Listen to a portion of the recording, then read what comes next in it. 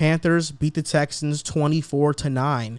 And the Panthers are now 3-0. Sam Darnold leaves the Jets. He's now 3-0. He looks like a very good quarterback. But before we talk about Sam Darnold, what did you think about the Carolina Panthers versus the Texans? Well, at first when the game started, I thought it was going to be a cakewalk, especially considering the fact that Tyrod Taylor wasn't going to play. So I thought, at the most, Carolina was going to come in, they was going to do their thing, and it was just going to be an easy win. But in the first half, you can see it. Carolina kind of struggled a little bit, and the Texans were kind of putting up a fight. But then in the second half, that defense just started to really put in that pain, and Sam Darnold started to get a couple rushing touchdowns. He started to find his groove. DJ Moore is one of the most consistent wide receivers in the NFL, and he was just doing what he does. So I think, and I think people are going to knock Carolina because of the three teams they played. Saints hurt, Jets, and the Texans, of course. But I think, it's just the energy that defense brings on that other side. They seem motivated. They seem hungry. They seem like they really play within each other, for each other. And they're young. Shaq Thomas is playing one of the best football of his career. Brian Burns, Daquan Jones, J.C. Horn. I know he's going to be out for a couple weeks, but he was playing big for them too. Dante Jackson, solid. So this defense is young. It's exciting. It has a high motor. And I know these 3 games don't really say much, but still you have to look at the positives, and they've been playing great. You're right. Somebody is going to say something, and that someone is me. Because the 3 teams they have faced, there's no other way around it. They just haven't been too good. The Saints would have changed that narrative, but they came into the game without 7 defensive starters. Half their coaching staff was gone from the game. So that's why I can't give the Panthers too much credit. But 3-0 is 3-0. And they have the Cowboys, they have the Vikings, and their schedule isn't so difficult where they can't make it 5-0, So they are in a good position right now. My biggest takeaway was that the Texans, for one, with Davis Mills, I think he played fairly well for a rookie, but you couldn't expect him to do much. The Carolina Panthers, Sam Darnold, he was making a lot of great throws on third downs. He stood in the pocket. He took some big shots and still made some excellent throws. He had 300 yards passing. This year, he already has 2 games with 300-plus yards passing, more than he tying what he had last year in 2020. So he's already off to an insane start. He has 6 touchdowns on the year, 1 interception, 888 passing yards. He's about to have a career season. You mentioned DJ Moore. But, man, something about the Panthers' offense is that they're allergic to Robbie Anderson. Robbie Anderson had 1 reception for 8 yards. He did drop a crucial third down pass. But Robbie Anderson, where is he? You think it's a Panthers thing or just a Sam Darnold thing? I think last year he played really well. I think it might be a little bit of both. I do think that Sam Darnold might be a little bit to blame there, because I think with Sam, his strengths is short, intermediate passing. Robbie Anderson, we know, is a vertical threat. Yep. With Teddy Bridgewater, I think they pushed the ball down the field more, and they gave more looks to Robbie. I do think Sam and Robbie will start clicking more, but even when I was in New York, when Sam was in New York, I'm still in New York. I'm still on the Jets bandwagon. Even when Sam was in New York with Robbie, that connection wasn't fluid. Mm-hmm. There was a lot of underthrows. There was a lot of miscommunication there, and that could have been a product of Adam Gase, or it could have been Sam Darnold, or both. You never know. But in Carolina so far, he had that big 1 touchdown pass against the Jets in week 1. But after that, he's kind of been silent. So we'll see if he picks it up. But the Panthers dominated this game. 407 yards to 193. Panthers had double the first downs. They had 11 more minutes time of possession. And I think what has made the Panthers so good is their defense. And you mentioned Shaq Thompson. You mentioned J.C. Horn. They don't even have A.J. Boye yet. When A.J. Boye comes back, he's going to bolster up that secondary. But the one guy that people aren't mentioning much, they might start mentioning soon. And in the offseason, I thought this was one of the more underrated moves in the offseason as a whole, was Hassan Reddick signing to the Carolina Panthers. Yep. In 2020, he had 12.5 sacks with Arizona. The reason that happened is because Chandler Jones got hurt and Hassan Reddick got to play on the edge. All of his life, through high school and college, he was an edge rusher. He was an outside linebacker. When he was drafted in the first round by Arizona, they tried to turn him into an inside linebacker, which is why he never had much success. But then Chandler Jones goes down.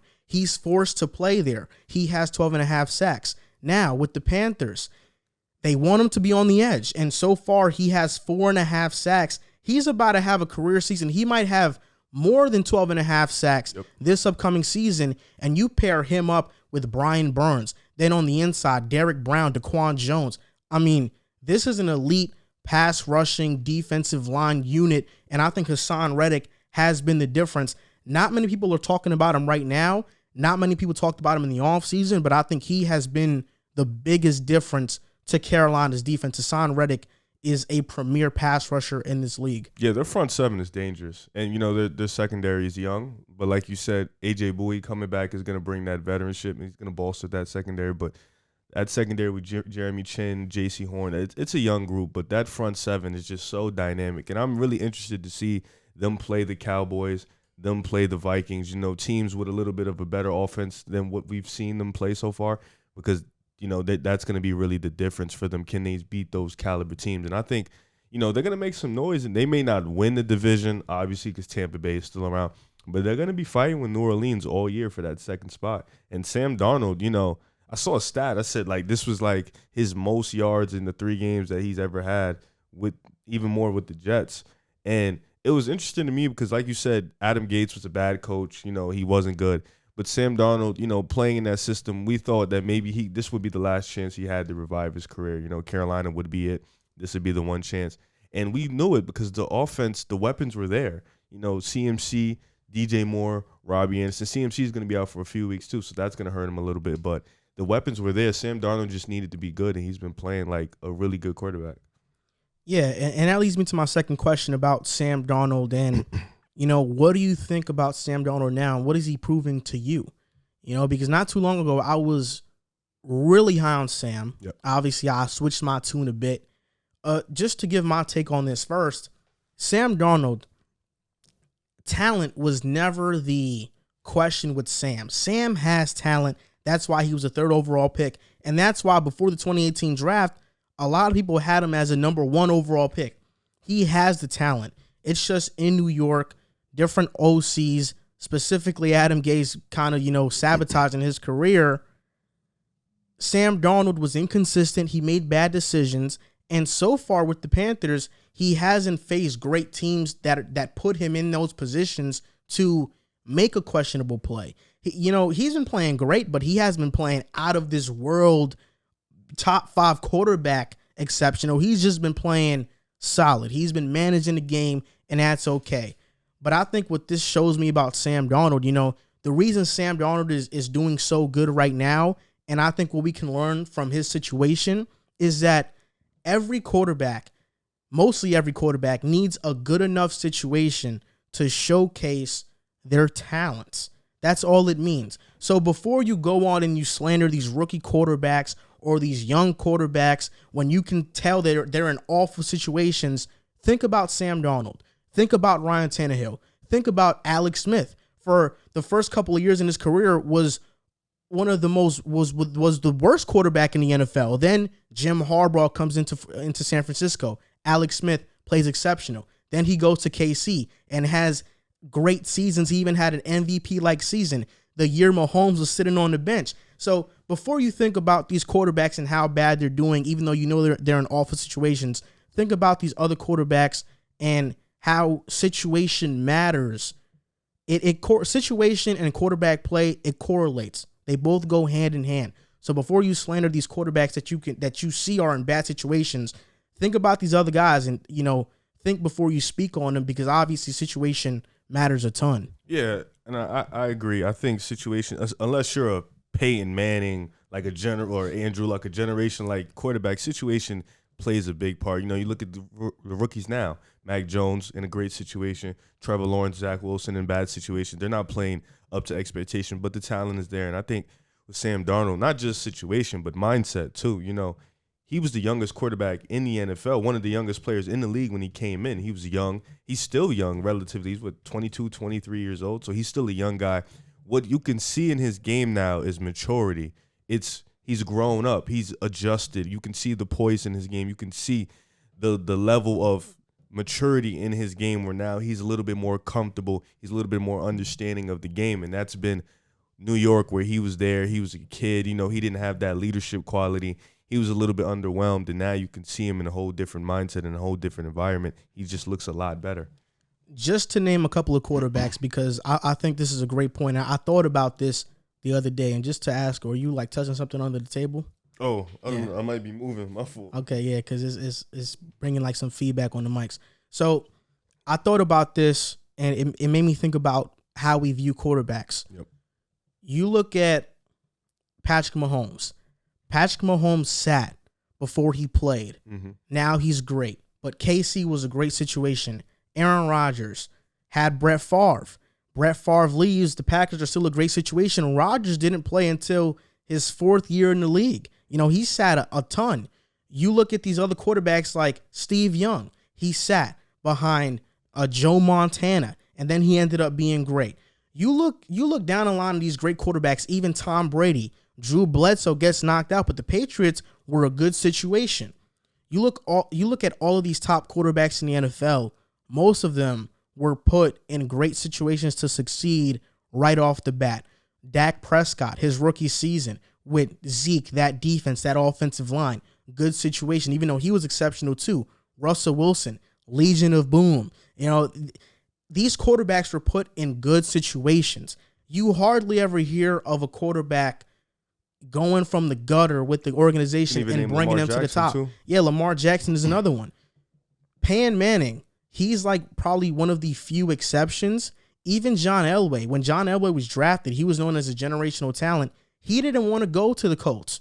Yeah, that's why he went to the Broncos, because of the situation. He wanted to free himself from that situation. Eli Manning, not going to the Chargers, going to New York. And now Phillip Rivers is known as one of the better stat guys, but he's never won. And Eli is known as a guy who wasn't much of a stat guy, but won. So situation matters a whole ton, and you rarely ever get to see a quarterback drafted one change an organization. In the past decade, let's just say I think Cam was probably one of them with the Carolina Panthers. He changed them around.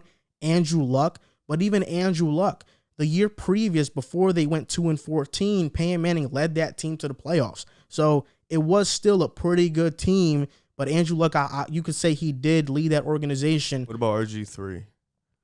I think Washington was assembled well. They had Mike Shanahan as coach, Kyle Shanahan as the OC. I mean, they had a great, Sean McVay was on that coaching staff. Like, they had a great coaching staff, and they had talent around him. But he might be one of those few other guys, but Ryan Tannehill with Miami not starting good. Yep. Alex Smith, with the 49ers, bad situation, didn't lead them anywhere. You know what I'm saying? So these are just examples in how it's hard for a quarterback to come in right away and just take an organization out of the gutter. And Sam Darnold failing in New York, I don't think is a testament to his talent, because obviously, we see in Carolina, he's doing good so far. But the Carolina Panthers did lose J.C. Horn in this game and Christian McCaffrey. Yep. And they have the Dallas Cowboys next. So what do you think the CMC injury means and the J.C. Horn injury means? Because CMC, it's a hamstring. He's out a couple of weeks. J.C. Horn, it's broken foot. Yeah. I mean, CMC is great for Sam because, like you said, he loves the short and intermediate passes. And CMC is one of those guys that makes those routes for him. CMC, regardless of that, is he's their best offensive player by far. So that's a huge loss for them. Dallas is, defensively, I think Carolina's going to be okay. But Dallas' secondary has proven it's been all right, as of late. It's been solid. Trayvon Diggs, Jordan Lewis. So it's been all right. So they're probably going to give Carolina some troubles. I still think Carolina can come out and get that W just if Sam continues to play the way he plays game, managing, playing the game at his pace, running the clock, managing the clock well. I think they can still get done because that defense has been playing at an elite level.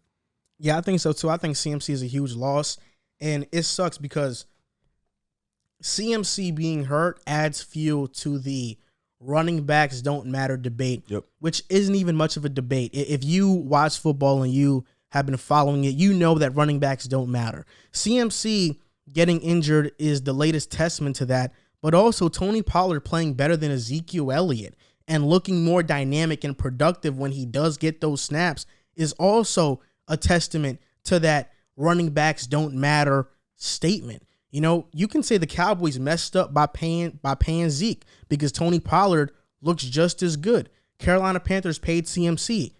Last year, the Panthers had a running back that came out of nowhere that was highly productive in Mike Davis, and now he's in Atlanta. So you can fill the void of running back, and CMC getting hurt kind of adds fuel to that debate. I think the big loss here is J.C. Horn.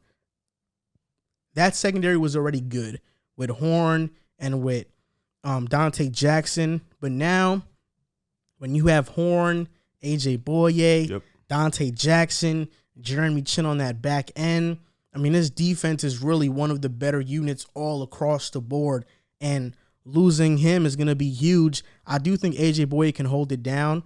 Dallas, I'm not sure what to think of Dallas so far. I think it's too early for me to have a valid opinion, but I will say this. If the Panthers do beat Dallas, I will be very impressed. I could dig it because Dallas is like a 50-50. They can play like one of the best teams in the league, and they can just totally play like garbage. But, yeah, this would be a big win for Carolina. Definitely can fuel that fire of we're actually a really good team and we're just not beating scrubs because Dallas is a good team.